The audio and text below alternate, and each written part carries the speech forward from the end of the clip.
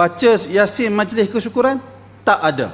Tak ada di dalam syarak. Maksud saya, syarak tak pernah menganjurkan nak buat kenduri kesyukuran baca surah Yasin. Tak pernah dianjurkan di dalam syarak, tak pernah. Mengkaifiatkan begitu sebelum makan baca surah Yasin, mukhalafatu sunnah, menyalahi sunnah. Kalau benda tu baik dah tentu Nabi buat. Tapi kenduri Nabi buat tak? Kenduri Nabi buat.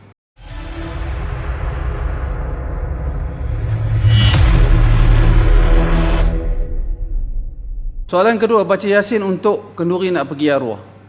Kenduri nak pergi umrah. Ni apa dia? Sebab apa baca surah Yasin? Ini tak betul lah. Menetapkan baca surah Yasin nak pergi umrah. Tak betul lah. Bukan salah pada baca surah Yasin. Kenapa baca surah Yasin nak pergi umrah? Saja, mana boleh saja-saja begitu? Tak boleh. Berhenti buang. Bukan tak boleh baca surah Yasin. Kebiasaan membuat amalan itu bimbang, dia tudahi syariah. Tindakan yang seperti itu menyerupai syarak. Sedangkan syarak tak kata begitu. Tapi katalah ada seorang, dia nak pergi umrah. Dia nak pergi umrah, dia nampak ada seorang adik-beradik dia. Adik-beradik dia tu pula qari, suara sedap, bacaan indah. Dia pun kata, ni, aku teringin dengar hang baca Quran, baca surah Yasin kat aku. Boleh tak baca? Kerana dia teringin nak dengar, kebetulan dia teringat nak dengar baca surah Yasin, dia pun suruh baca surah Yasin. Boleh tak boleh? Boleh, bukan kerana nak pergi umrah. Itu boleh pula. Jadi kenduri baca Yasin untuk kenduri nak pergi arwah tak ada. Kenduri nak pergi arwah pergi umrah tak ada. Kenduri balik dari umrah ada. Nanti saya tak ingat nama kenduri balik dari umrah. Saya sebut arwah. Kenduri balik dari umrah ada. Dibuat oleh para ulama salaf dan mereka namakan kenduri tu ada nama, nanti saya tak ingat nama tu. Saya tengok. Kedua, dia kata baca Yasin untuk majlis kesyukuran masuk rumah baru. Tak ada juga baca Yasin kenduri majlis kesyukuran masuk rumah baru.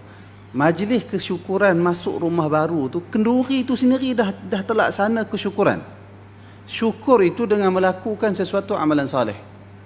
Termasuk dalam satu amalan saleh ialah menjamu orang makan. Dengan niat bersyukur masuk rumah baru. Dengan niat bersyukur, ya Allah, di rumah aku beli, alhamdulillah, semua urusan boleh masuk dah sekarang ni. Aku buat rumah, alhamdulillah, berjaya, aku buat sampai siap, boleh duduk dah rumah ni. Sebagai kesyukuran, jamu orang makan. Terlaksana tak kesyukuran? Terlaksana. Baca Yasin majlis kesyukuran tak ada. Tak ada di dalam syarak. Maksud saya, syarak tak pernah menganjurkan nak buat kenduri kesyukuran baca surah Yasin. Tak pernah dianjurkan di dalam syarak, tak pernah. Mengkaifiatkan begitu sebelum makan baca surah Yasin, mukhalafatu sunnah, menyalahi sunnah. Kalau benda tu baik dah tentu Nabi buat. Tapi kenduri Nabi buat tak? Kenduri Nabi buat. Ummu Sulaim panggil Nabi datang ke rumah nak buat tempat salat. Panggil Nabi, suruh minta Nabi salat di tempat yang Ummu Sulaim nak buat musalla. Nabi tunaikan salat berjamaah sunat bersama dengan para sahabat pada waktu duha. Ada, lepas tu dia jamu sahabat Nabi makan, ada perkara tu. Tapi baca surah Yasin tak ada. Mengkhususkan baca surah Yasin untuk buat kenduri kesyukuran tak ada. Kenduri kesyukuran dengan menjamu makan ada di dalam Islam, dianjurkan. Baca Yasin untuk hadiah untuk orang sakit. Baca Yasin untuk hadiah untuk orang sakit. Apa ni? Hadiah macam mana? Hadiah pahala kot. Khilaf di kalangan ulama, baca ayat Al-Quran pahalanya dihadiahkan kepada orang lain.